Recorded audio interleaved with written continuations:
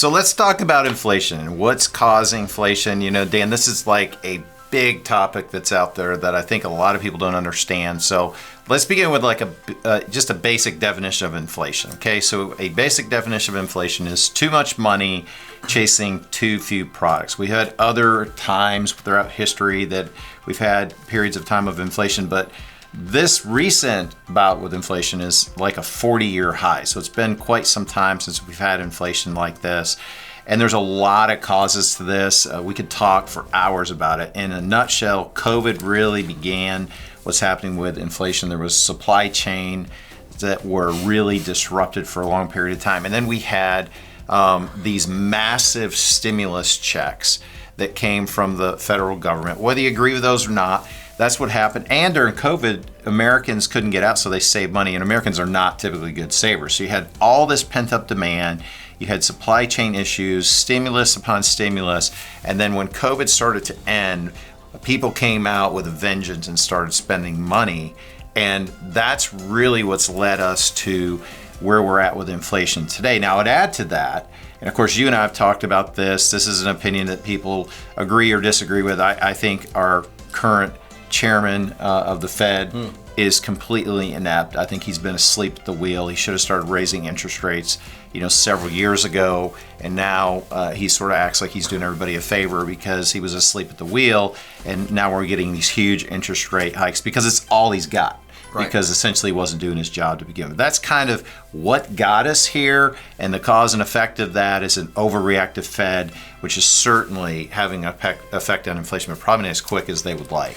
Yeah, I mean, to take that one step further, kind of on a macroeconomic level, if you get into this kind of stuff, there's a demand-based, which is what you said, which is too many dollars chasing too few goods, which automatically raises the prices of those goods, which we saw that. Mm-hmm. Then you have cost-based inflation, which is where it costs the businesses more money to produce their product. Therefore, they have to pass on that increase to the consumer.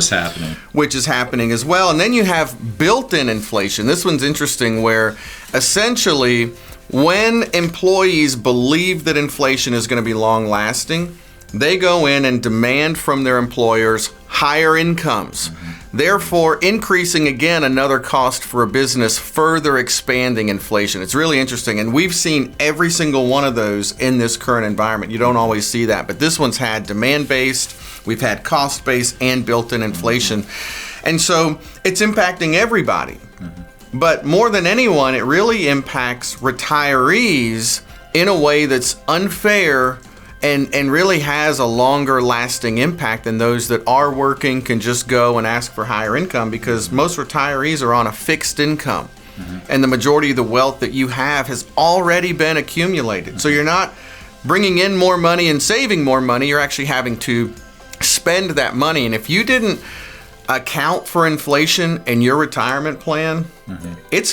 We'll get past this, but it's gonna happen again. And if you miss the boat and don't correct this, you're gonna be in for a pretty uncomfortable spiral in these retirement years. Yeah, absolutely. And a lot of retirees are on fixed incomes, and so it's disproportionate to typically retirees or people at the lower income levels. And then some folks will ask, well, how does that affect the rest of people? Well, typically, when you've got a Fed that's overreacting, what we're seeing with inflation affects other people through unemployment. Now, we've got a really low unemployment rate, but if you look at the recent minutes of the Fed, their baseline is to increase unemployment this year a full 1 percentage point. So you're going to start to see layoffs, because companies can only absorb and pass on so many costs before they have to really look at their fixed cost, which is employees. Right. Well, and the cost of money for companies to go out and get loans and things like that to support their product and development, that's now getting more expensive. I talked to a friend of mine recently who is looking for a bridge loan, and he's getting charged 17% for that money. 17. So we're seeing 7, but if you're a business and you're needing additional cash flow, it can be really expensive, and all that's going to just pass down to the consumer, increase unemployment, all of those things. So what can you do? Well, if you have enough money, you can just kind of buy your way through inflation, right? Doesn't really matter to you. You have the cash flow, you have the income, you have the assets, you just kind of buy your way through it. Most people don't even, in that situation, bat an eye right now. Right. But for the majority of folks out there, when inflation does hit like it's hitting right now, you do have some options to help navigate this in a way that's going to create a much smoother path for you. One is stick to your budget and know that if things are increasing in certain areas, you may have to decrease temporarily in other areas in more of that discretionary item of your budget. And then hold off on major purchases. Right now, if you're buying big ticket items, not only does it cost a lot of money because it's a big ticket item, it's also costing, maybe 30% more, 50% more, even double just because of inflation, and there aren't that many goods out there to purchase. So hold off on those larger purchases if you're able to, and then stay the course, right? We will get through this. Even the 80s, if you think about back in the 80s, 78 to 88, that was the highest point of inflation we've ever experienced in this country. It's 9.6% per year for 10 years in a row. Lots of people lived through the 80s, and not many of them look at that and go, well, those were the worst years of my life. Mm-hmm. They weren't maybe the easiest years of their life, but they made it through getting 13% mortgages and 10% car loans. They were able to make it. Guess what? So can you. But you got to put your head down, be disciplined, make sure you're aware of what you're spending, and defer those big purchases if you're able to. And that'll help you get through this inflation until we get to the end. We don't know when that's going to be. Yeah, absolutely. Well, listen, important topic. Thanks for watching Retirement Talk.